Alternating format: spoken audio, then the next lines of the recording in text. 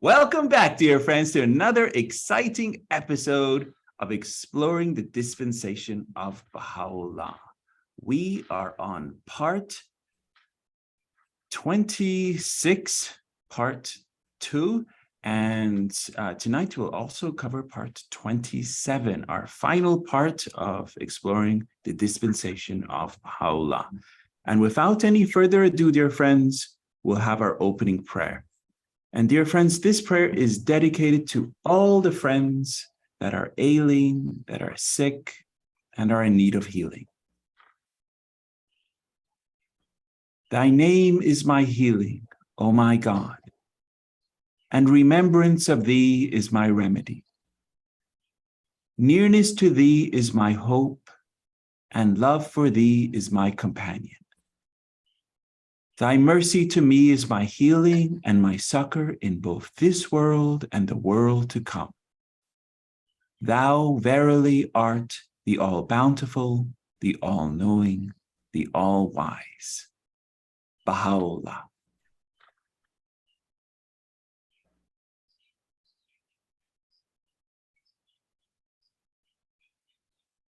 Very good, very, very good. Thank you so much, dear friends.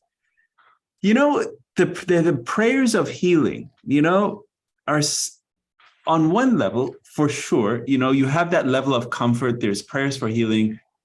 And as we have that level of trust and confidence in Baha'u'llah, that the ailing, the sick, if it is his will, whatever, the healing may happen. It's his will, right? On another level, the prayers for sick and ailing heal also give us that healing of ourself, the inner self, because whenever our loved one, ourselves, anyone is sick, emotionally, we become unwell. We get troubled ourselves. And it's those prayers that help us get through those times. And I believe in my own heart that the prayer for the departed, if we, where is the stanza? I have patience in thee, that where he says, I have trust in thee. And we repeat that over and over, where it says, I have patience in thee. That's for the family, really. That's to repeat that over and over. Think about it. I mean, it's the hardest of time, when you lose someone that you so sincerely love, and then you're repeating, I trust thee, I have patience in thee. You see?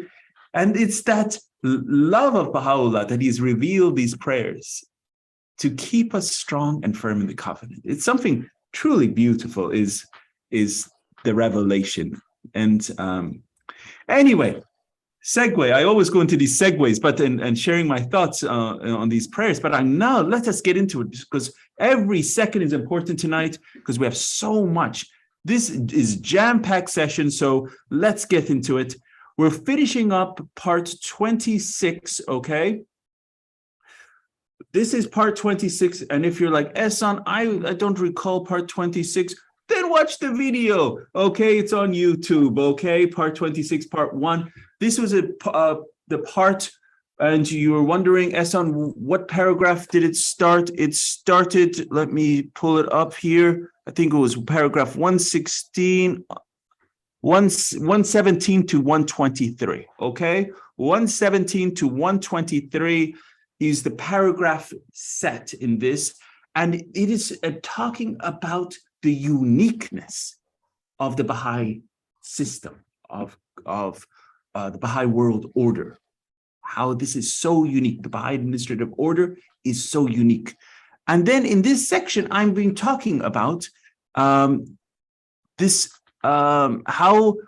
system of governance is unique. And also talking about how this Baha'i administrative order is also immune to corruption and degeneration, which has this predisposition of degeneration. All the man-made political systems degenerate. This is the words of the beloved guardian, paragraph 123. So let me full size it so we'll follow along. Okay?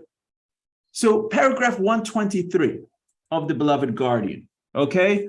And if you were thinking, Ehsan, what are we studying?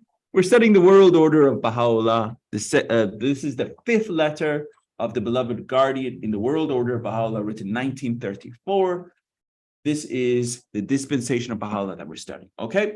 Now, these man-made political systems usually degenerate into despotism, oligarchy, or demagogy. The different pronunciations. As they age. So whatever type of political system, these man-made political systems, they degenerate, okay? As a result, corruption increases and they eventually fail, okay? The beloved guardian indicates that the Baha'i administrative order is immune to such corruption, no matter how long it lasts. This is incredible, absolutely incredible. So the Baha'i administrative order is immune to corruption. But remember, as humans, we might carry corruption, but the Baha'i administrative order is, the system itself is immune to corruption. Okay, you follow? So this is the uniqueness of the Baha'i system. And that's why, if you recall from our study of the advent of divine justice, what were the three things? Pub quiz, as they say, pub quiz, hotshot. What are the three things in the advent of divine justice that the beloved guardian said when he was writing to the North American Baha'i community that the Baha'is of America and Canada should focus on to eradicate? Three things. Anyone? Racism. Steve, louder. Go for it. Racism. Racism. That is excellent, Steve. It's freedom from racial prejudices. You're absolutely right. That's one of them. Okay. Chastity. Chastity. You're going for chastity. Okay. Let me see if is that one of them. Chastity. We'll give you the it's nothing. Ding, ding, ding, ring that bell. Steve, chastity is not the word. Chaste and holy life. There you go. Okay. The exact words. Come on. We'll give you partial credit, Steve. Partial credit. Okay. I love it. Okay. So laxity of moral character. Okay. And another one is corruption. Okay. Corruption. Okay. And corruption, often in wordology, people think of corruption to do with politics. Okay. They think corruption, politics. They're not far off because a lot of political figures and systems, as the beloved guardian is mentioning, corrupt. They go bad. But corruption, if you look at the word, it means that it is turning into something different. It's turning bad. It is turning, right? So if you think about ourselves, if you turn away from your Lord, what is happening? You are corrupting, right? So the reality is, even ourselves can corrupt. So what is the opposite of corruption? Purity, right? So as what Steve was saying, chastity, purity. Chaste and holy life is the opposite of corruption, right? So the beloved guardian presented three things in the advent of divine justice as his three weapons to combat these immorality, the laxity of immorality. He presented rectitude of conduct. He presented a chaste and holy life, and he presented a life free from racial prejudices, right? So this is his weapons that he presented. So here in this Here he's presenting in paragraph 123. And remember, Advent to Divine Justice, written 1938, 4 years after the Dispensation of Baha'u'llah, which is we're studying today. So here he says, the beloved guardian says it indicates that the Baha'i administrative order is immune to corruption, no matter how long it lasts, right? So then the beloved guardian also, here he gives examples of these systems that corrupt. Despotism. Despotism is a form of government in which an individual, a despot, or a group of people rule with absolute power. The word despot has its roots in the Greek word despotos, master or the one with power, colloquial, the head of state or government who abuses his power and authority to oppress his people, subjects, or subordinates is often called a despot. And we actually can think of some examples of a despot in current society, right? So, and even in history. And this is from English philosopher John Mill. He says, whatever crushes individuality is despotism, by whatever name it may be called, and whether it professes to be enforcing the will of God or the injunctions of men. So a despot is one who is usually an individual, and he is absolute power. And obviously, absolute power corrupts absolutely, right? So this is absolute power. Then there's oligarchy. And you may have heard of this, right? Oligarchy is power effectively rests with a small band of people, small number of people who belong to the royal family. They're generally wealthy, or they're corporate or military leaders. And such power and influence is often passed from one generation to the next. And most oligarchies have proved to be what? Tyrannical. Because why? They want to keep the power to themselves. It makes sense, right? So the word oligarchy is derived from the word oligos, a few, and archo, to rule, to govern, to command. So this is an oligarchy, and this is another man-made political system. And the last one that is mentioned is a demagogue. I'm terrible at pronunciations. Demagogy or demagogy. It is a political power is gained by leaders who appeal to the prejudices, emotions, fears, vanities, and expectations of the public. It is often achieved through emotional rhetoric and propaganda, while taking advantage of nationalist, populist, or religious themes. Demagogies is derived from the Greek word demos, people, and to lead. So a demagogue could be like Hitler. Hitler was an incredible demagogue. Not, when I say incredible, doesn't mean he was good. Incredible means of all the demagogues, he was probably one of the most incredible examples of a demagogue, because he played on people's emotions during the time pre-World War II and their fears, their expectations, and he used that for not only personal gain and heightened nationalism. He used propaganda and then he actually used that and the prejudices of everybody for his own purposes. Perfect, very good example of a demagogue. Okay, and you can see the example of corruption. Demagogues are another example of corruption. And I don't need to get into current demagogues. That was an example from history. Okay. So there we are. That was that paragraph set. Now we're going to get into our last set. This is a very exciting set. So if you have ever studied, let me close this one. If you have ever studied The Promised Day is Come, which I encourage every one of you to.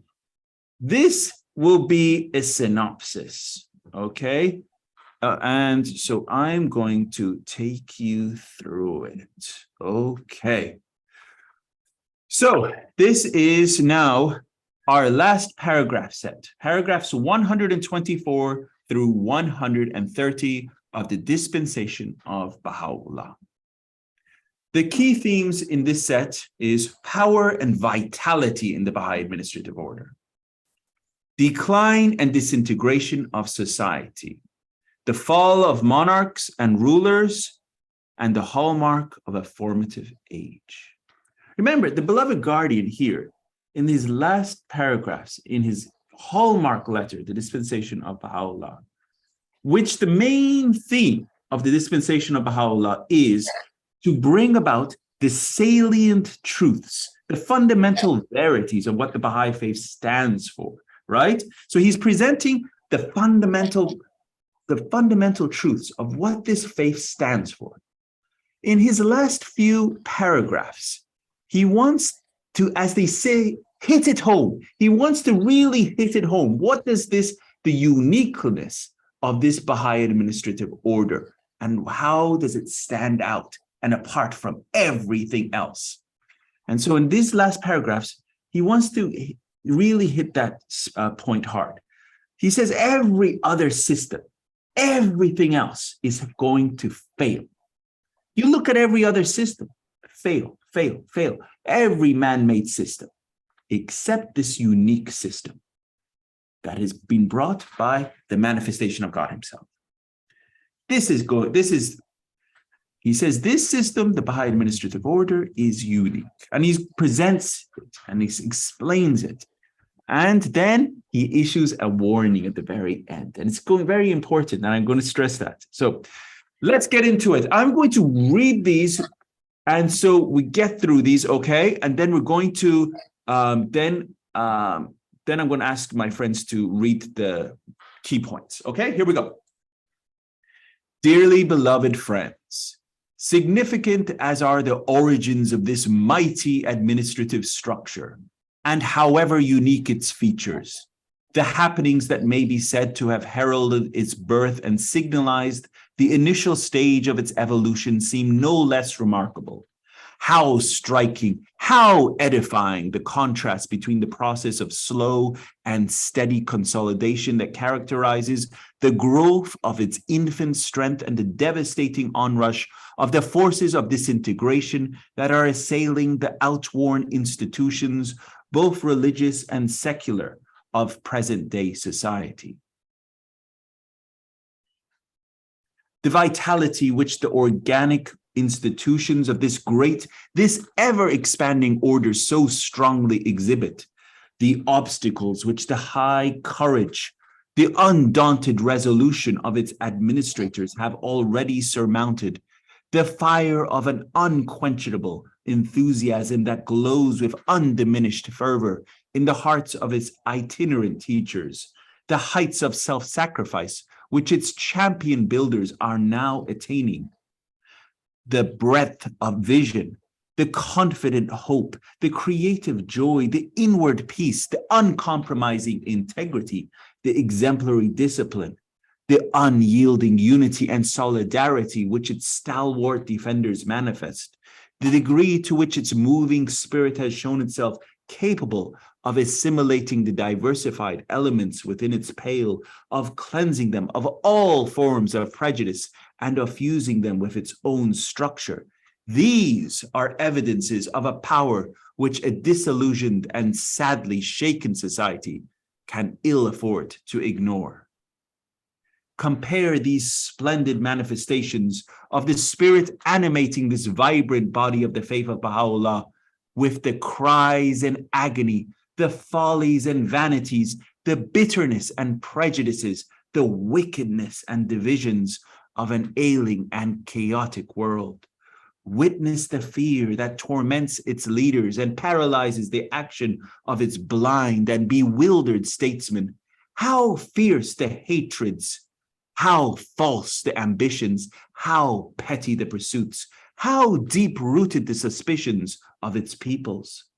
How disquieting the lawlessness, the corruption, the unbelief that are eating into the vitals of a tottering civilization.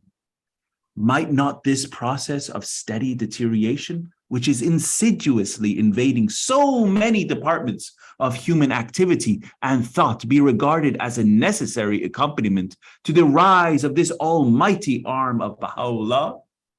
Might we not look upon the momentous happenings which, in the course of the past 20 years, have so deeply agitated every continent of the earth as ominous signs, simultaneously proclaiming the agonies of a disintegrating civilization and the birth pangs of that world order, that ark of human salvation that must needs arise upon its ruins? The catastrophic fall of mighty monarchies and empires in the European continent, allusions to some of which may be found in the prophecies of Baha'u'llah, the decline that has set in and is still continuing in the fortunes of the Shia hierarchy in his own native land, the fall of the Qajar dynasty, the traditional enemy of his faith, the overthrow of the Sultanate and the Caliphate, the sustaining pillars of Sunni Islam, to which the destruction of Jerusalem in the latter part of the first century of the Christian era offers a striking parallel. The wave of secularization, which is invading the Mohammedan ecclesiastical institutions in Egypt and sapping the loyalty of its staunchest supporters. The humiliating blows that have afflicted some of the most powerful churches of Christendom in Russia, in Western Europe, and Central America. The dissemination of those subversive doctrines that are undermining the Central America, the foundations and overthrowing the structure of seemingly impregnable strongholds in the political and social spheres of human activity. The signs of an impending catastrophe, strangely reminiscent of the fall of the Roman Empire in the West, which threatens to engulf the whole structure of present-day civilization, all witness to the tumult which the birth of this mighty organ of the religion of Baha'u'llah has cast into the world, a tumult which will grow in scope and in intensity as the implications of this constantly evolving scheme are more fully understood and its ramifications more widely extended over the surface of the globe. A word more in conclusion. The rise and establishment of this administrative order, the shell that shields and enshrines so precious a gem, constitutes the hallmark of the second and formative age of the Baha'i era. It will come to be regarded, as it recedes farther and farther from our eyes, as the chief agency empowered to usher in the concluding phase, the consummation of this glorious dispensation. Let no one, while this system is still in its infancy, misconceive its character, belittle its significance, or misrepresent its purpose. The bedrock on which this administrative order is founded is God's immutable purpose for mankind in this day. The source from which it derives its inspiration is no less than Baha'u'llah himself.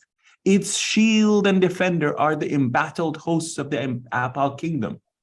Its seed is the blood of no less than 20,000 martyrs who have offered up their lives that it may be born and flourish. The axis round which its institutions revolve are the authentic provisions of the Will and Testament of Abdu'l-Baha. Its guiding principles are the truths which he, who is the unerring interpreter of the teachings of our faith, has so clearly enunciated in his public addresses throughout the West. The laws that govern its operation and limit its functions are those which have been expressly ordained in the Kitab al-Aqdas. The seat round which its spiritual, its humanitarian, and administrative activities will cluster are the Mashal Askar and its dependencies. The pillars that sustain its authority and buttress its structure are the twin institutions of the guardianship and of the universal house of justice. The central, the underlying aim which animates it is the establishment of the new world order as adumbrated by Baha'u'llah. The methods it employs, the standard it inculcates, incline it to neither east nor west, neither Jew nor Gentile, neither rich nor poor, neither white nor colored. Its watchword is the unification of the human race. Its standard, the most great peace. Its consummation, the advent of that golden millennium, the day when the kingdoms of this world shall have become the kingdom of God himself, the kingdom of Baha'u'llah. Shoghi. Haifa, Palestine, February 8th, 1934. There we are, my dear friends. This incredible last paragraphs, as outlined here, paragraphs 124 through 130. You could see the intensity of the beloved guardian here, as they say, hitting it home, truly hitting it home, wanting to stress the uniqueness of the administrative order, its place in the entire Baha'i system. What is this? And then this is his last warning. Let no one, while this system is still in its infancy. Remember, what you think is this Baha'i administrative system? It's still in its infancy. Would you judge your little baby and say, hey, baby, why don't you go do some math homework? Or why you not bring home the bacon, as they say? Why you not bringing home some money for me? You can't judge a baby. The administrative order is still in its infancy. So it says, let no one misconceive its character, belittle its significance, or misrepresent its purpose. It's still in its infancy. But as Baha'is, we have to understand the importance, understand its role, understand its function, and in the entire scheme of things. So we're going to go through it quite in detail. So we're going to break it up, okay? Tonight is going to be a very exciting night. We're going to be covering, there was one of the paragraphs, the beloved guardian is talking about here, the sultanate, the caliphate, the pillars of Sunni Islam. And my dear friend Steve, who is with us tonight, he held up a book, right? He held up a book and he's about to hold it up again. There it is. The promised day is come. And pop quiz, hot shots, as they say. Does anyone know when the promised day is come was written? And don't, hey, Steve, what are you doing? You can't tell the class. So does anyone know when the promised day was come was written? What year at least? What year? Anyone? Go for it. 41. 1941. Great job, John. Okay, it was, I think, off the top of my head, March 28th, 1941. Okay, and that letter of the beloved guardian, so is, if you'll see why I went into great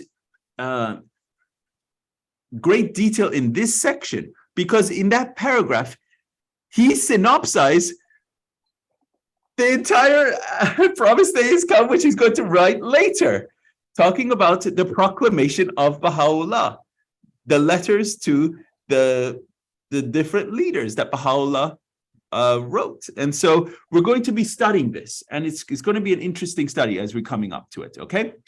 So in this section of the letter, the beloved guardian Shoghi Effendi is comparing the steady growth and consolidation of the Baha'i administrative order with the continuous decline and disintegration of the world's secular and religious institutions. He also refers to the fall of the mighty monarchies in Europe, the decline in the fortunes of the Shia Islamic hierarchy, the overthrow of the sultanate and the caliphate, the pillars of the Sunni Islam. So he talks about all of these things that are happening. These are man-made systems, and he's talking about that there's this steady growth of the faith, and there's also a decline happening in all of it, which is the disintegration. So there's two processes happening simultaneously. And we've talked about this in Advent to Divine Justice, these twin simultaneous processes, process of integration and the process of disintegration, right? And in Advent to Divine Justice, I had a slide showing a tortoise. And in that tortoise, it was called steady and slow and steady, right? That is the process of integration. Steady, slow and steady. The onward march of the cause, slow and steady.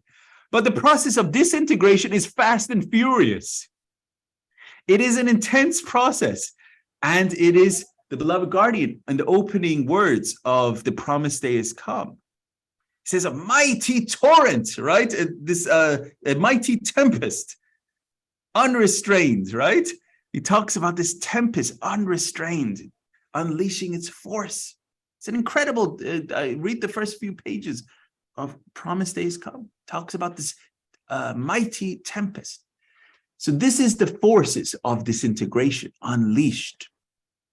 So let's get into it. The Baha'i administration is manifesting such signs of power and vitality that wider society cannot ignore it. Remember the term emerging out of obscurity, right?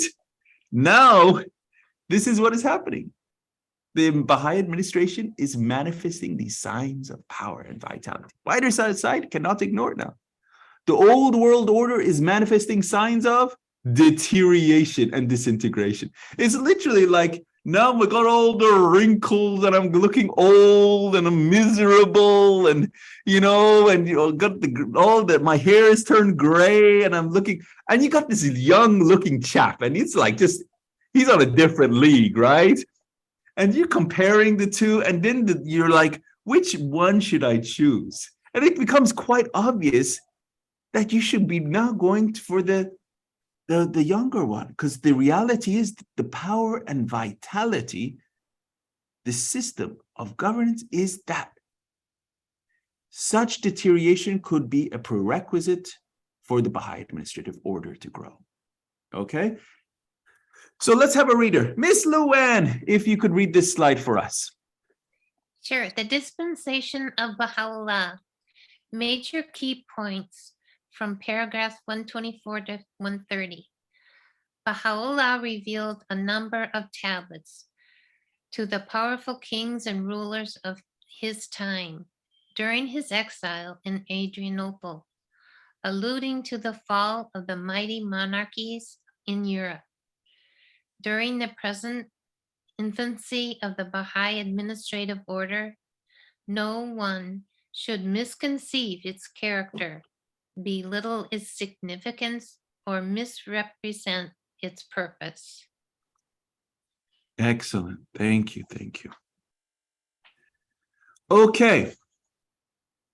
Let's get through this. Paragraph 125. The beloved guardian Shoghi Effendi refers to the signs of the power of the Baha'i administrative order. He outlines these 6 key points. The vitality exhibited by the institutions, the obstacles overcome by its administrators, the enthusiasm observed in its itinerant teachers. Pop quiz, what does itinerant mean? Anyone? Steve, you're brilliant. Even though with your hand motion, I know what you're talking about. It means someone that travels, right? Who was our greatest itinerant teacher? Pop quiz? Yes, I can even read Steve's lips. Martha Root. So our hallmark teacher, that's itinerant teacher. If you ever see the word itinerant teacher, you think of Martha Root. She traveled the globe 4 times. Okay. I have a question for you. Go for it, dear Steve. Go for it. Who's the greatest itinerant male teacher in the last century? That's a good one. I'll go for Mahajer. Me too. Yeah. Thank you. But that's a great question. But yeah, I would probably go for Mahajer. But absolutely. Yeah. He died in his tracks in South America. That's exactly right. Yeah.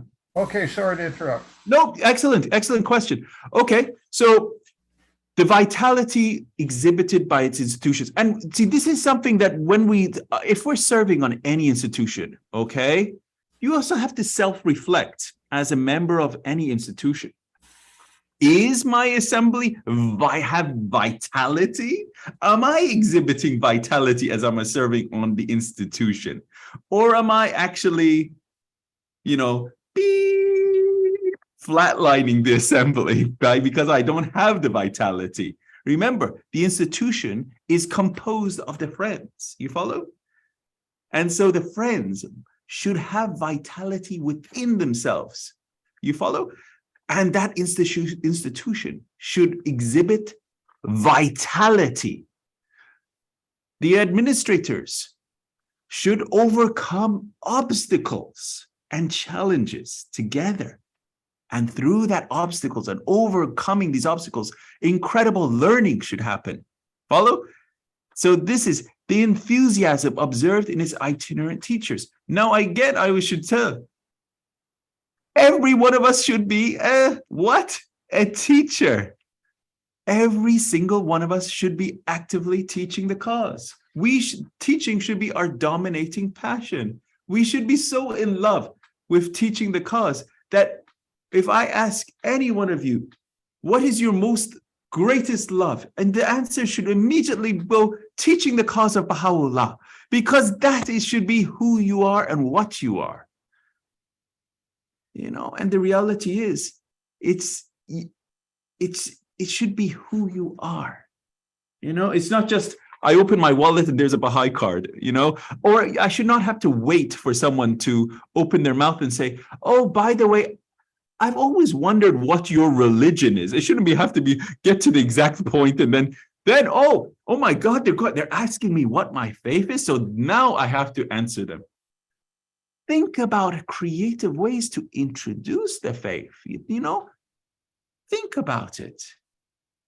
How can I introduce the faith? Because if you love something, you want to present it to them. This is the reality. If you love to teach, which I encourage every one of you. And remember, the first and foremost thing that you should do is teach yourself, so that your mouth becomes a powerful source to touch another's heart, right? The degree of self-sacrifice demonstrated by its champion builders. Every one of us should have a greater level of self-sacrifice. The vision, the confident hope, the creative joy, the inward peace, the uncompromising integrity, exemplary discipline, unyielding unity, solidarity, manifested by its stalwart defenders, the power that it can attract to unite people from different backgrounds by purifying them up from all types of prejudice. Remember, this system, the Baha'i administrative order, is unique. Think about it. 9 individuals, up to 19 individuals in a city. All backgrounds, regardless. And even then, as we studied in Advent to Divine Justice, if there's a minority, that minority has precedence over anyone else. In fact, as Baha'is, we should vote for the minority. This is unique. This is unique in the history. This is the entire system of election. Voting by prayer, voting by secret ballot, by voting, there's no campaigning, there's no lobbying, there's no canvassing, no money involved. Incredible. What a system that has been created, unique. The entire administrative order, how it's been built is incredible. And so we are still at the very beginning of this, per se, starting point. So what we think this administrative order is like looking at a seed and poking at it and saying, I understand it. We're not seeing the tree. You see what I'm saying? We're still at the very start. But it is truly going to be an incredible journey, even though we're just a few hundred years in of this cause. This is an extract from Horace Holly. To some extent, such observations reflect the quality of the work of believers to develop and build the Baha'i administrative order in accordance with the teachings of Baha'u'llah. The impact of such efforts and their outcomes are recorded in the Baha'i World series. An example is given by Horace Holly in an article that reviewed the Baha'i activities in 1932. This is what he states. How vitally the status of the faith of Baha'u'llah has transformed in its relations to the whole progress of world events since the previous survey was undertaken for the Baha'i world in 1930. To describe this transformation in the briefest possible way, it is only necessary to remark that the course of human history during the past 2 years has vindicated, or rather exemplified beyond denial by any informed student, the force as well as the truth of the Baha'i teachings. The major events not only correspond to the content of these teachings with respect to their statements of spiritual truth. The events actually follow the definite predictions broadcast throughout Europe and America by Abdu'l-Baha before the outbreak of war in 1914. So here Horace Holly is saying there's not only a transformation happening, but there's also this vindication meaning proving of truth. Now that in just a few years, from 1930 to 1932, the words of Abdu'l-Baha have been proven true. And this is what Horace Holly is saying. The major events that are happening at that point in time are actually happening. You can see that this was literally a leading up to a war, right? And so Abdu'l-Baha, during his travels, he was saying, by God, open your eyes, people. You're about to enter a war. That was in 1911, 1912. And we saw what happened. The words of Abdu'l-Baha, he's saying, this is the words here saying the vindication of truth, exemplify.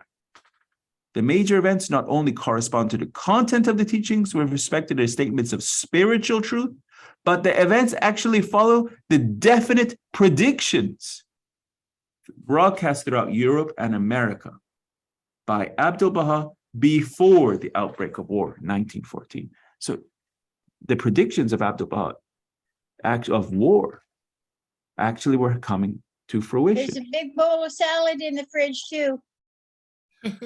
Thank you for letting us know, Miss Claudia. Oh, I'm sorry. I thought I muted myself. Oh, I love it. I love it. The world is not at all. Thank you. So since the passing of the beloved guardian, signs of the potency of the Baha'i faith have continued to increase. This power is reflected in the significant growth and transformation that has occurred in the faith of Baha'u'llah and its administrative order. I pause here because I want everyone to know one of the fundamental verities of this faith, fundamental truths. Then actually, I go even deeper than the fundamental truth, because what is even deeper than a fundamental truth? The entire purpose of why the faith has come. Why has the faith of Baha'u'llah come? Why has the faith of His Holiness Jesus Christ come? Why has the faith of Lord Buddha come? Why have any of them come? And the answer is very simple. It's actually in the Kitab-i-Iran. Go for it, Steve. Why have they come? You're muted, my dear Steve. Go for it. According to the Bab, all the faiths came originally to prepare the way for him whom God shall make manifest. Absolutely. That's very, very true. To prepare the way for him whom God shall make manifest. You're absolutely right. And the redemption of all history is seen in the person of Baha'u'llah, who is the consummation of the whole purpose of history at this one point, which we're alive, not by chance. We're alive here. John, my good old buddy in Texas City. I know, like it's good to have John, right? So the question, So you're absolutely right to prepare the humanity for him whom God shall make manifest. Now, how is that done? It is through a process, right? Called transformation. Now, transformation is a process. It's not a quick process. It takes time. It takes effort. And this is the process. Off the top of my head, I think it's page 240 in the Kitab Iran. And in the Kitab Iran, His Holiness Baha'u'llah says that Society transformed. he says that, and yet is not the object of every revelation to effect a transformation in the whole character of mankind. So the object of every revelation is to effect a transformation in the whole character of mankind. And then the ending of that paragraph says that if a whole transformation in the character of mankind, internally and externally, and if the transformation doesn't happen, it will demonstrate the futility of God's universal manifestations. So if humanity doesn't change, if you and I do not change, he will demonstrate the futility of God's universal manifestations. So this is really, as I said, at the very essence of what the Baha'i faith, and when I say Baha'i faith, I'm not just talking about this little revelation, the revelation of Baha'u'llah. I'm talking about the faith of God, the entire faith of God, the panoply of all the manifestations. Why have they appeared? Is for transformation, so that you become the absolute best you. Remember, this faith is super personal. Upon the bed. Upon the bed from Little Bear. This faith is super personal. Sure, it's for the transformation of the whole planet, but Baha'u'llah came for you. It came for John Hawkins. It came from Claudia. It came from Steve. Baha'u'llah sacrificed 40 years of imprisonment for Claudia. It's super personal. It's super personal. He came for your transformation so that you become the absolute best you that you could ever be. Yeah, sure, he did it for the entire planet, but it's for me. And we have to understand that so that we become the best us that we can be, so that we can affect a transformation on the whole character of mankind. Okay. Now, as we're talking about this Baha'i administrative order, I want to give this example. It says, for example, the Herculean sacrifices made and the remarkable sacrifices made and the unquenchable enthusiasm shown by these teachers of the faith during the 10-year crusade and all the subsequent plans have been quite remarkable. And hence the statement of the beloved guardian, paragraph 125, can also be indicative of the potentialities inherent in the followers of Baha'u'llah that will be manifested as the Baha'i faith evolves during the formative age. Remember, we've had so many plans already. We will have so many more plans going throughout the formative age. And then there was an interesting question. I was serving in the World Center, and they asked, I think it was Mr. Dunbar. They asked Mr. Dunbar, they said, when we reach the golden age, is that it? And everyone, celebrates, and then Mr. Dunbar lovingly, what a soul. He said very simply, he said the golden age is just like the other ages. It's not an event. It is also will have stages going through it. Okay? And so there will be, when we reach that period of the golden age, the Universal House of Justice will announce that we have reached the golden age, but then there will also be stages in the golden age. So it's not like that will be a point in time. So anyway, moving on. In one of his letters, the beloved guardian states, I consider it my duty to warn every beginner in the faith that the promised glories of the sovereignty which the Baha'i teachings foreshadow can be revealed only in the fullness of time, that the implications of the Ahdas and the will of Abdu'l-Baha as the twin repositories of the constituent elements of that sovereignty are too far-reaching for this generation to grasp and fully appreciate. Just too, he's saying you ain't gonna get it. We're too close. And so this is the beloved guardian speaking here, right? He says he's saying this is his word of warning. Paragraph 126, the beloved guardian describes the signs of disintegration of the old world order. So right now we're reading the fifth letter, okay? Fifth letter in the world order letters. Okay, sixth letter in the world order letters. Now the seventh letter is called the unfoldment of world civilization. Unfoldment of world civilization. Now, there's an awesome section in this letter, page 165, in it, talking about the process of integration, and then it goes into the process, the final consummation, pangs of death and birth, and it goes really much more into detail on this process of disintegration. And then, as mentioned, the immortal work of the beloved guardian, The Promised Day Is Come, written 1941, The Promised Day Is Come, really gets more into this process of disintegration that's happening, right? The signs of disintegration of the old world order, and invites the reader to compare them with the evidences of this increasing strength of the world order of Baha'u'llah. He refers to the cries and agony, the follies and vanities, the bitterness and prejudice, the wickedness and divisions of an ailing and chaotic world. The world is like, I see it like they're like holding up their arms, they're dying, they're flailing, they're help. And then there's like, suddenly, this is how the imagery, the world is in a state of chaos. They don't know where to turn. They have no idea. And then suddenly this little fresh, vital, energetic youngling is appearing on the scene. We're still young.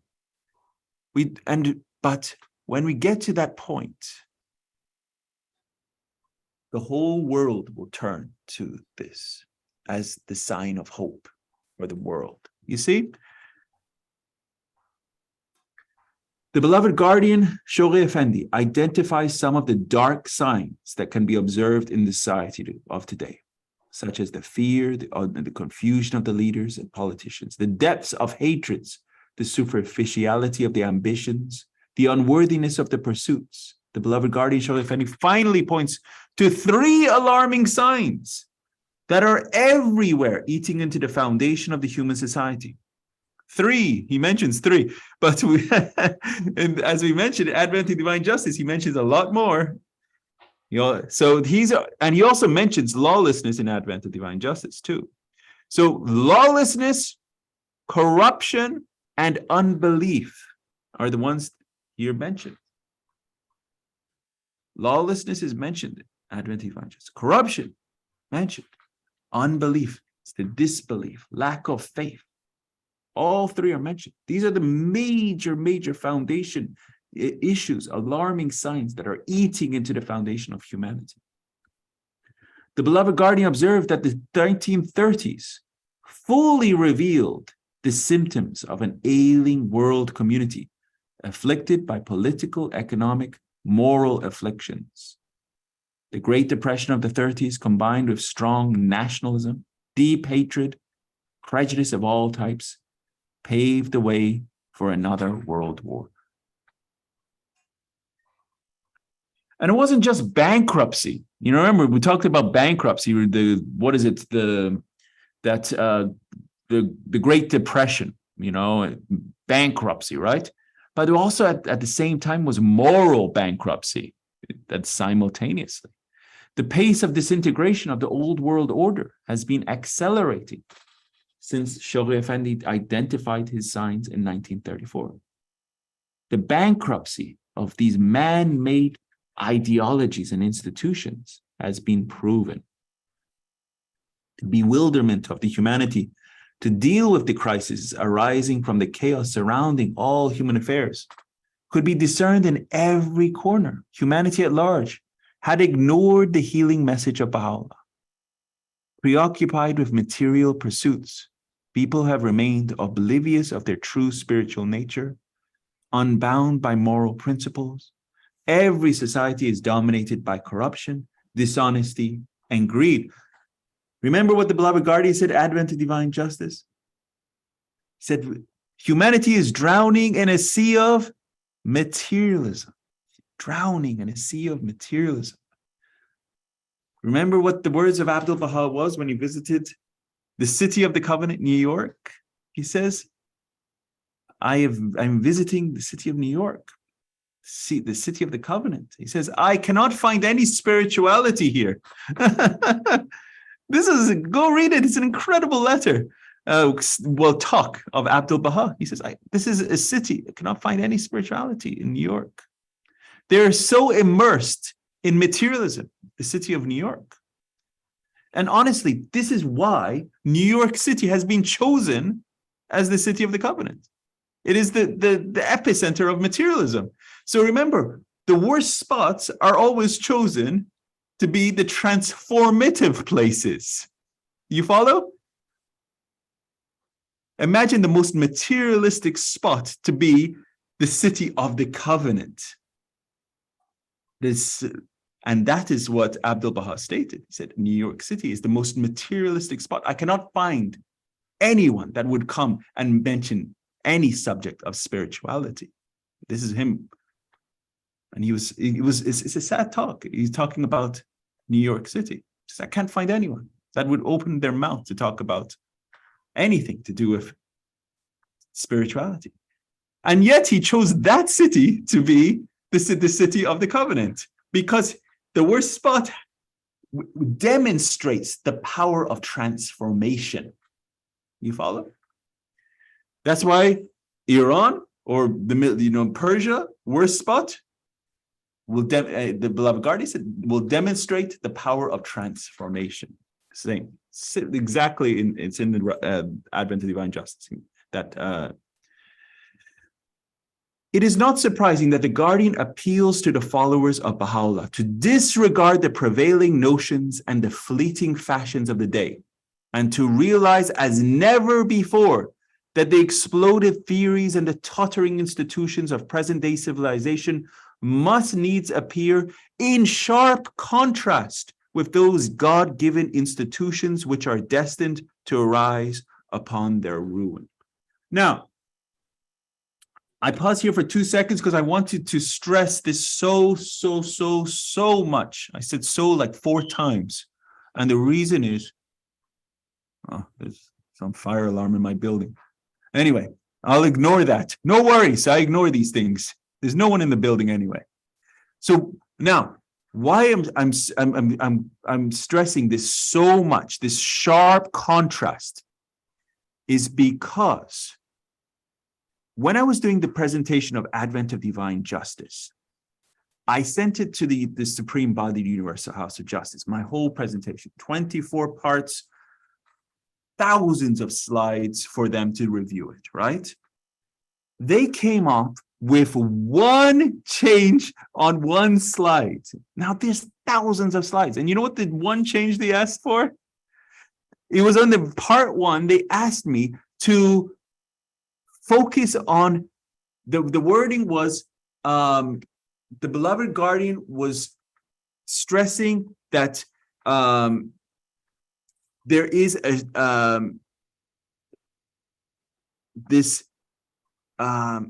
we wanted to differentiate the society and the Baha'i community, that they are completely different. Diametrically opposed.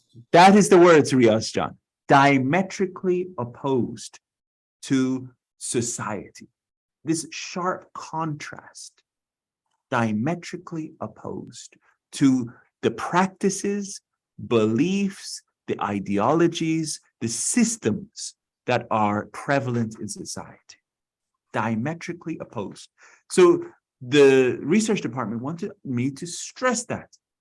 And so they actually asked to put it in red so that the words diametrically opposed is focused, because everything that if you follow along with what society is doing, you're wrong. You're missing the point.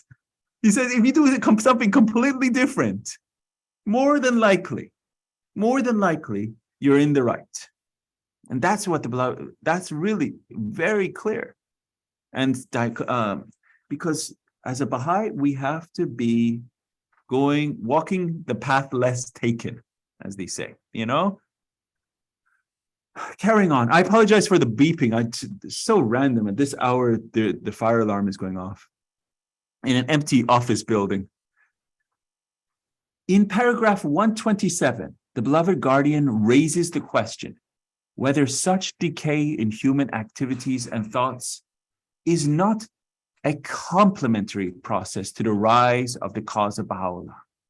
The events that we have been witnessing in the affairs of humanity since the revelation of the tablets of Baha'u'llah to the kings and rulers can be considered as signs proclaiming the agonies of a disintegrating civilization and the birth pangs of the world order of Baha'u'llah arising upon its rulings. These are such simultaneous processes of rise and fall, of integration, of disintegration, of order and chaos, with their continuous and reciprocal reactions on each other, are but aspects of a greater plan, one and indivisible, whose ultimate objectives are what? The unity of the human race and the peace of all mankind. This is the purpose. Remember the last words of the beloved guardian, Dispensation of Baha'u'llah. What is the whole purpose of the administrative order? Let's us read that.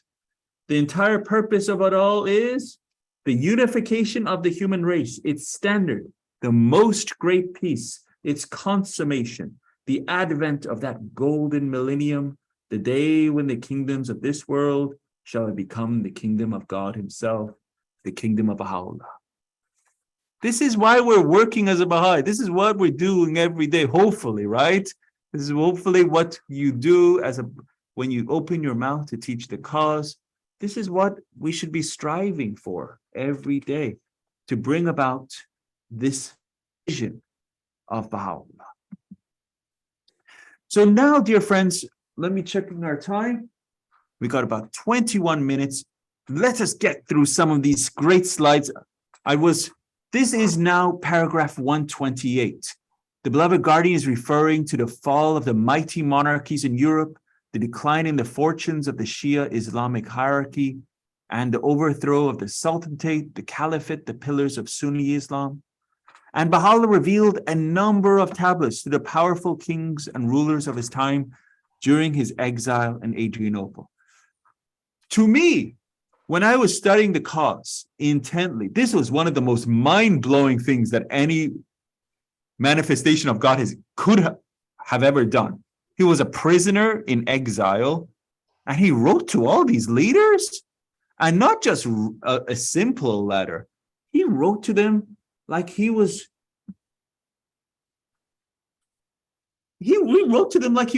twice or three times the king that they were, He wrote to them like they were his vassal. The king of kings. He wrote to them like the king of kings. Exactly, Razjan. It's mind-blowing how he wrote to them. And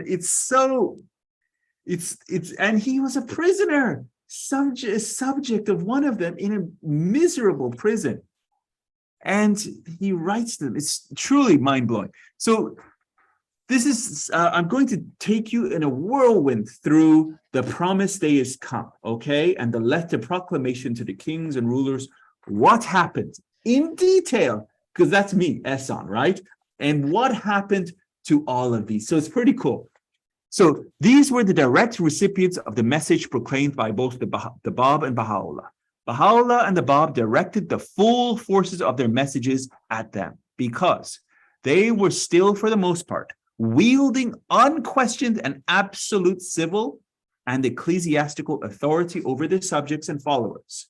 and the masses, dominated and shackled, were robbed of the necessary freedom that would enable them to either appraise the claims and merits of the message, prefer to them, or to embrace unreservedly its truth. So the Blessed Bab and Baha'u'llah directed their message to them because they were what? They were despots, right? They were despots in that they were absolute sovereignty. They had either absolute civil or ecclesiastical authority over everyone. So they were the ones that you had to direct your authority to. All the kings of the earth have been collectively addressed by Baha'u'llah. This is the words of the beloved guard. The tablet to the kings, the Surah Muluk, the Surah of the kings, is directed to the entire company of the monarchs of the East and the West. In the tablet to the kings, this is a synopsis. His Holiness Baha'u'llah describes the Bab as being the remembrance of God, discloses that his own call is the voice of God, calls upon them to examine our cause and to follow that which I speak unto you, urges them to make ye amends for that which escaped you. So you got to make up for what you've escaped you, right? I love that. Enjoins them to be vigilant. Tread ye the path of justice, compose your differences, and reduce your armaments. Rule with justice, safeguard the rights of the downtrodden, and punish the wrongdoers. Then he warns them that if you pay no heed unto the counsels, what happens? Divine chastisement shall assail you from every direction. Oh my God. Reproves them that though aware of most of our afflictions, ye failed to stay the hand of the aggressor. Reproves means punish, warns you, you didn't do this. Then he prophesies his triumph upon earth when God will have exalted his cause. So he starts off, he says, the Blessed Bab is the remembrance of God. I am the voice of God. Be fair in your judgment. Examine our cause. Follow what I have said. He urges on you. Listen, make amends. Be vigilant. Pay attention. Be fair in your judgment. Be just. Reduce your armaments. Safeguard the people of downtrodden doers. Then he warns them, says, if you don't do what I'm saying, you don't do it, it's going to be bad for you from every direction, right? So this is the warning of Baha'u'llah in Surah Muluk, the tablet to the kings. Then in a passage from the Kitab Akhdas, His Holiness Baha'u'llah announces to the kings of the earth that the most great law hath been revealed. He proclaims himself to be the King of Kings, before whom the kings of the earth are but vassals. He declares his mission to seize and possess the hearts of men, but disclaims any intention to lay hands on your kingdoms. Remember in the hidden words, thy heart is my home. That's his place. He doesn't want the kingdom. He wants your heart, because that's his kingdom. He wants to seize and possess the hearts of men. Thy heart is my home. Sanctify it for my descent. Thy spirit is my place of revelation. Cleanse it for my manifestation. So this is his home. But he wants your heart. So His Holiness Baha'u'llah addresses the kings of the earth, and in his tablet to Queen Victoria, he sets out the principles for establishing the lesser peace. I urge you, go reread the tablets to the rulers. Pretty amazing. So this is to Queen Victoria. He's outlining the principles for the establishment for the lesser peace and the responsibilities of the kings towards their subjects. The kings and the princes of the earth are addressed by the Blessed Bab in the Qayyum al-Asma. He calls upon them to deliver the verses sent down by us to lands in both the east and the west, and to seek ye grace from God. Remember, it's not just Baha'u'llah wrote to the rulers, but the Blessed Bab did too. Both of them did. In addition to these general tablets, direct and specific messages were addressed by Baha'u'llah to most of the preeminent embodiments of power in his day. Remember, the Blessed Bab nearly met with the king himself. but it was the Wazir that interrupted it and caused the Bab to go to Maku. You remember this? So it was the entire kingdom was falling in love with the Blessed Bab. The whole empire was at that time was bestirred almost in a craze with excitement with the Blessed Bab. So it was the Blessed Bab was writing with such and revealing with such speed at that point in time. Baha'u'llah addressed the followers also of past religions, and particularly says Shoghi Effendi, they're responsible leaders who have intervened between him and their respective congregations. So he also addressed the followers of Christianity and also of Islam. So this is to the Jewish people. He proclaims that the ancient beauty ruleth upon the throne of David, and that his call is the voice of God, heard from Jerusalem. He enumerates Old Testament prophecies which have been fulfilled in his coming. So this is to the followers of the Jewish, these are the followers of Moses, right? Addressing the Zoroastrian priests, he identifies his call with the voice of the promised Shah Bahram and describes it as that wherein lieth salvation. And this is a wonderful, wonderful, this is Manikichi Limji Hataria. Manikichi was an Indian Parsi Zoroastrian scholar and civil rights activist who took up the cause of the Zoroastrians of Iran. And Baha'u'llah, His Holiness Baha'u'llah, revealed 2 tablets in pure Persian, which have been included in the collection Tabernacle of Unity. So 2 tablets were revealed in Manikichi's honor. So that's thanks be to Baha'u'llah, the fire alarms came to an end in my building. So Baha'u'llah's proclamation to religious leaders of Islam and Christianity is considered in most detail in this letter, since these are the 2 religious systems which are sustaining the full impact of so tremendous a revelation. So that really in the world right now, these are the 2 systems which are sustaining the full impact of religion. So Christianity and Islam. In the Kitab Iran, the Kitab Aqdas, and elsewhere, His Holiness Baha'u'llah censures these leaders and appeals to them. He points out their responsibilities, for if they be corrupted and if they change, most men will likewise change. He accuses them of misleading their people for the lust of leadership, and through want of knowledge and understanding, and of inflicting unspeakable cruelties on every prophet of God. He censures them as the source and origin of tyranny. So here in Kitab Iran, Kitab Aqdas, Baha'u'llah he censures them, tells them off. What are you doing?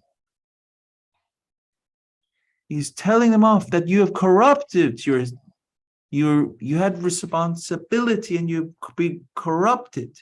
He says most men will likewise change if they will follow your leadership. He accuses them of misleading the people. For what? Lust of leadership, want of knowledge and understanding, inflicting unspeakable cruelties on the prophets of God, corruption, tyranny.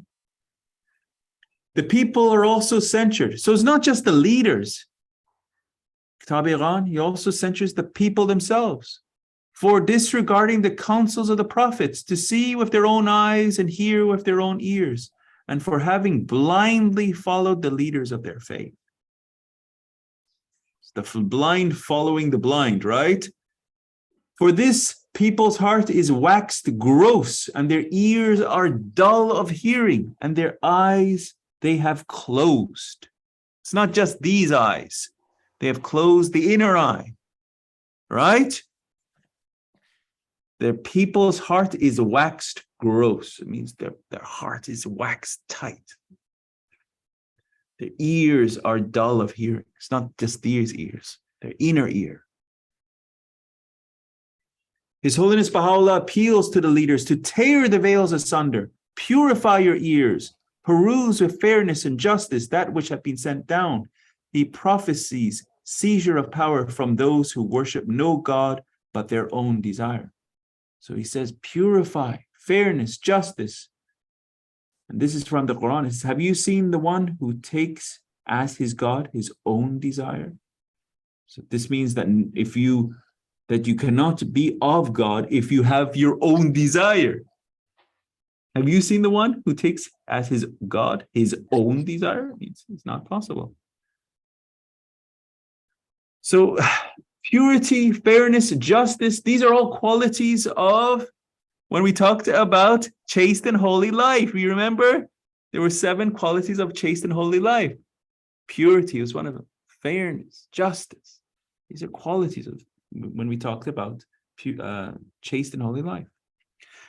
So what was the response of the call? So Baha'u'llah made this call, right, to the leaders. How did they respond? Unmitigated indifference of men of eminence and rank. Indifference. Unrelenting hatred of ecclesiastical dignitaries, scornful derision of the people, utter contempt of kings and rulers, condemnations, threats, and banishments, distortion of its principles and laws, and a persecution which mowed down no less than 20,000 of its heroic adherents. So this is the response to the call that Baha'u'llah sent for. So there was some that was indifference, there was some that was hatred, some that was scornful derision, contempt, condemnation, there was banishments, and as well as persecution.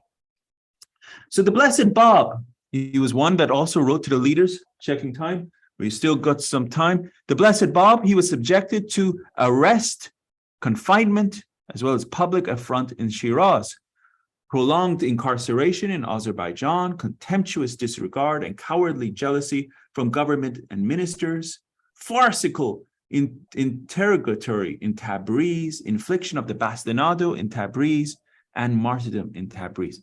So here's just some pictures. This is Haji Mirza Sayyid Ali's home in Shiraz, the fortress of Maku in Azerbaijan. This is the Blessed Bab's home in Shiraz. You get the fortress of Kinargard, where he received the bastinado, the court. This is the corner of the court where the Bab was beaten in Tabriz. I don't know if any of you have read the account of the farcical interrogation of the Blessed Bab. It's online. It's been translated. It's something that's quite interesting of how they. Steve, have you read it? Riaz John, have you read it? It's the interrogation of the Blessed Bab. It's quite. On one level, it's humorous. On one level, it's extremely tragic and saddening. When I say humorous, that they would contrive and think of ways to these nonsensical and things that they just come up with just to belittle someone else. It's just so the things that people say. It's like kids, when kids say something just to,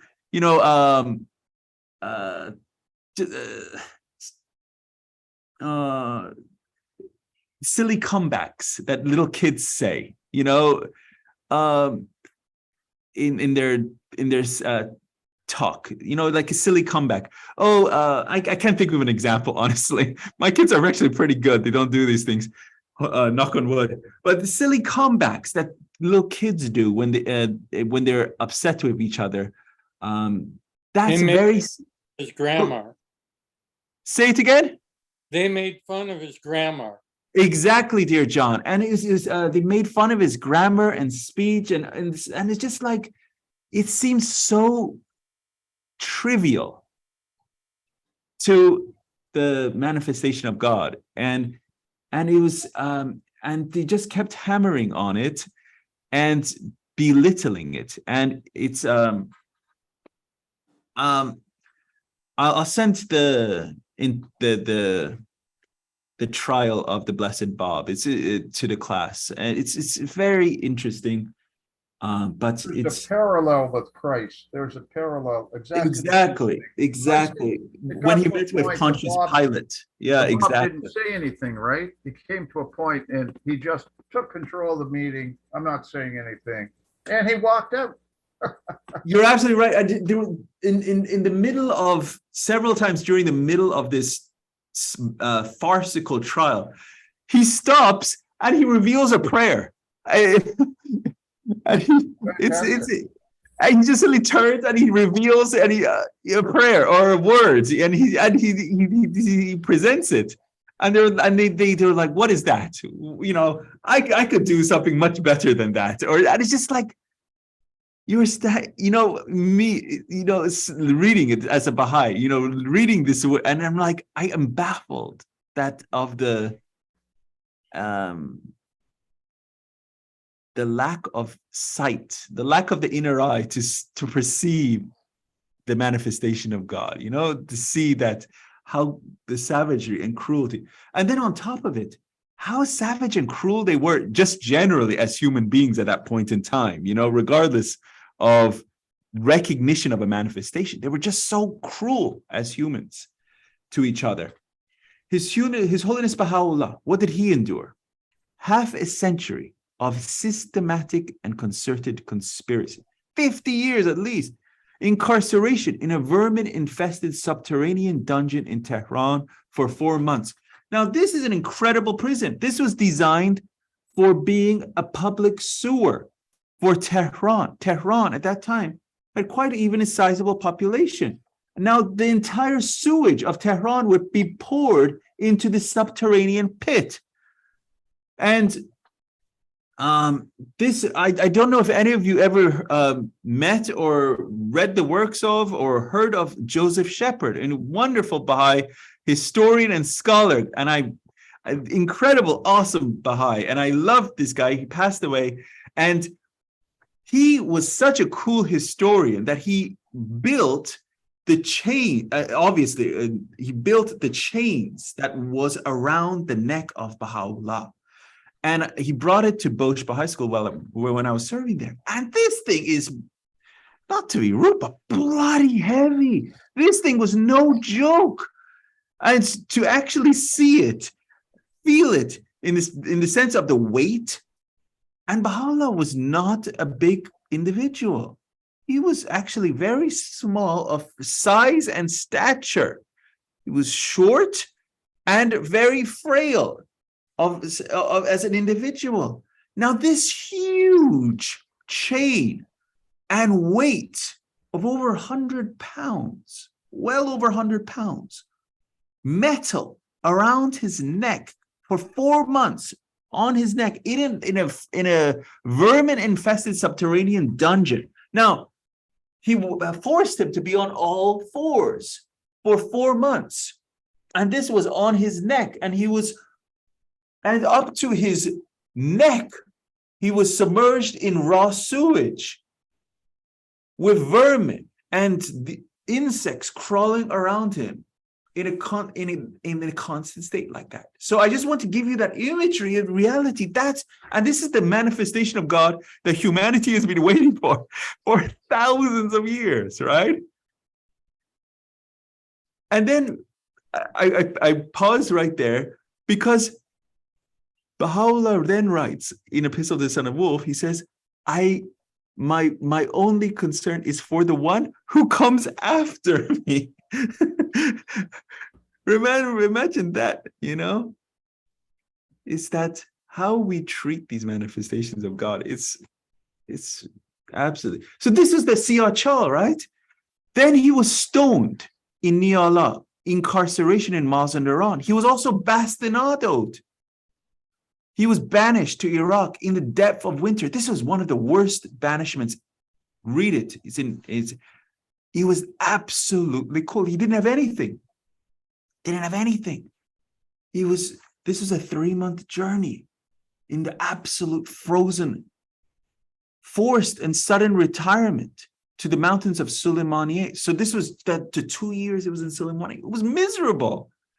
It was in the mountains of Suleymaniye. In fact, ironically, those were one of the happier times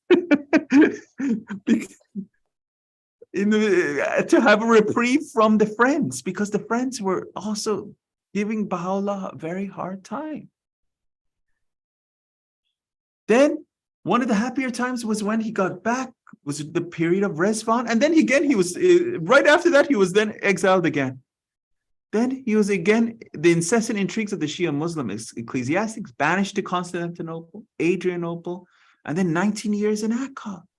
Unrelaxing surveillance, insufferable imprisonment in Akka. And that doesn't even count for the poisoning from his half-brother. All the sufferings from the covenant breaker. This is just a slight, notes that from coming from Promised Days. The suffering that Baha'u'llah had to go through. This is just some of it. Then Abdul Baha. How much suffering did Abdul Baha go through? He was baptized with fires of persecution, shared with Baha'u'llah the ignominy, the perils, the rigors of banishment. He received continual assaults and insults from Sultan Abdul Hamid Jamal Pasha, and suffered over the reception accorded by a faithless generation to his father's cause and the immediate destiny of God's wayward children. So this is how they treated the manifestation of God. The Blessed Ba, Baha'u'llah, as well as the center of the covenant, Abdul, completely ignored, persecuted all of them. Then, this is what the beloved guardian writes. Alas, 1,000 times, alas. 1,000 times. Whoa, whoa, whoa. That a revelation so incomparably great, so infinitely precious, so mightily potent, so manifestly innocent, should have received at the hands of a generation so blind and perverse, so infamous a treatment. 1,000 times alas. When I think of that, I think of the Persians, when they would beat their head like 1,000 times for what stupidity they have done. Absolute stupidity.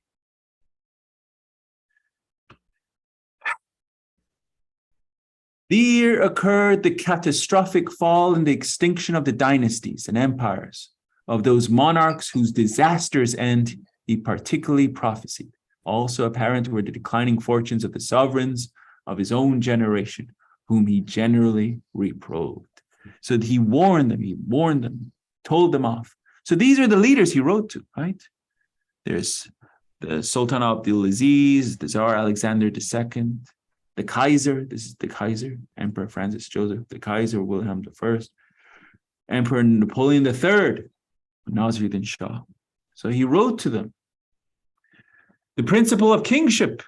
So it's nothing against that they're being rulers or monarchs. As Baha'is, the principle of kingship is eulogized, praised. The rank and conduct of just and fair-minded kings is extolled. The rise of monarchs ruling with justice and even professing his faith is envisaged.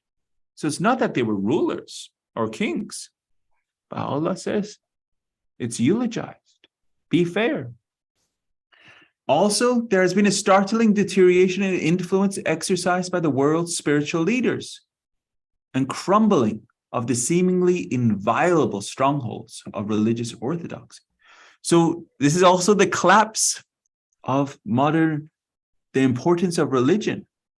So you can see the rise of, here you can see the rise of people losing, religion losing its influence, which is very interesting. Actually, for the first time in, you may have seen this, the first time that in the United Kingdom, in England, Wales, the Western Christianity is now not the major religion. So actually now it's because of irreligion. The people are practicing, as they say, non-denominational or not people of not of faith has risen so much that Christianity has lost its majority. The graph of this index tells the story of the rise and fall of religious activity during the post-war baby booming 1950s. There was a revival of religion. Indeed, some at the time considered a third great awakening. Then came the societal changes of the 60s, which included questioning of religious institutions. The resulting decline in religion stopped by the end of the 70s when religiosity remained steady, and over the past 15 years, however, religion has once again declined. This decline is much sharper than the decline of the 60s and 70s. Church attendance, prayer is less frequent. The number of people with no religion is growing. Fewer people say that religion is an important part of their lives. All measures point to the same drop in religion. If the 1950s were another great awakening, this is the great decline. So this is the decline of religion. There's an entire section in Promised Days Come, decline of religion. So this is the beloved guardian. In 1941, he was writing about this. Now you could see it is the decline of religion. It's happening. We're actually in it right now. The ecclesiastics, and particularly the Muslim divines, sowed the seeds of the disintegration of their own institutions by their assaults and anathemas against the faith of God. So they were attacking the tree of God itself. Anisa means the tree of life. They were attacking at the root. So the Muslim divines were assaulting God itself, the manifestation. So they were attacking. The process of deterioration is still operating with undiminished force and will be further accelerated as the opposition to the faith of God is gathering momentum. We're a few minutes over and we got a bunch of more slides. Let me check how many slides we got left. We got a bunch. Well, checking. We'll wrap this up next week. Unless we want to wrap it up. Do you want to wrap it up tonight or get a poll? Next week? Next week. Next week. There we go, dear friends. There we go. We'll wrap this up next week. Okay. It's so we'll continue on this vein where we are studying the promised days come, and because I don't want to rush it. There's some really awesome slides, especially when we get into what happened with this ruler and what was the outcome and things that you may learn. It was, for example, what happened to the guy that, assassinated or attempted to assassinate the Shah? Who was that and what happened to him? And so there's things that, in my study, well, I wanted to find out, because every one of these rulers, Nasruddin Shah, every one of these rulers wanted to find out what happened and to every situation. What were those three words at the bottom of slide 19? One was unbelief and corruption, unbelief, corruption, and what? The answer is lawlessness. Oh, lawlessness. All right. Thank you. Yes, lawlessness. So, excellent. And so, dear friends, that concludes us for tonight. And as always, it's been an absolute pleasure being with you guys. John, good to have you. And who was the other one? I think there was. I came late today because of the car accidents problem on the street, so I missed a lot of parts. No worries, dear Tesfaye. Thank you for, as always, being with us. Steve, it's a pleasure being with you tonight. I'm in Canada, guys. We won't hold you to it. That's okay. Okay, we love our Canadian friends up there. I'll send you some cold weather and hockey. No, keep that up there. Keep it up. No, I was in Epcot and I had poutine and I was like, man, these Canadians got it right. The food tastes so good up there. So anyway, I love you guys. Thank you so much. And let's have a closing prayer and then you guys can have a good rest of your evening. Thank you so much.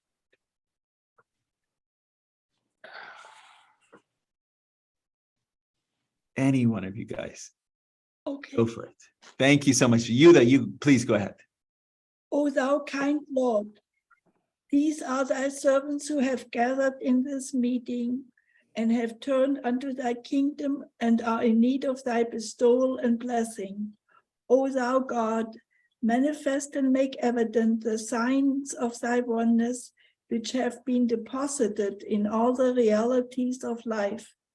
Reveal and unfold the virtues which thou hast made latent and concealed in these human realities. O God, we are as plants, and thy bounty is as the rain.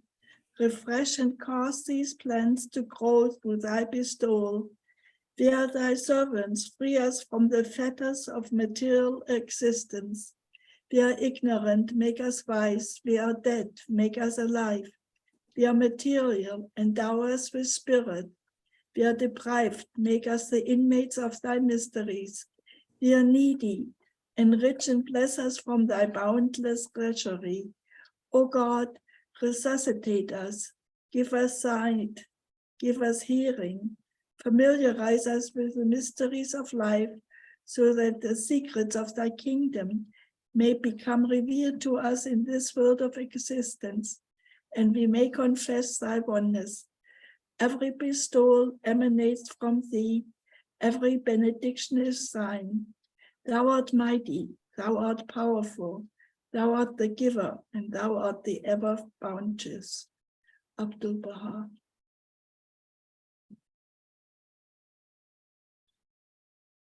Thank you, everyone. Love you guys very much. Thank you. Have a Allah wonderful Akbar. night.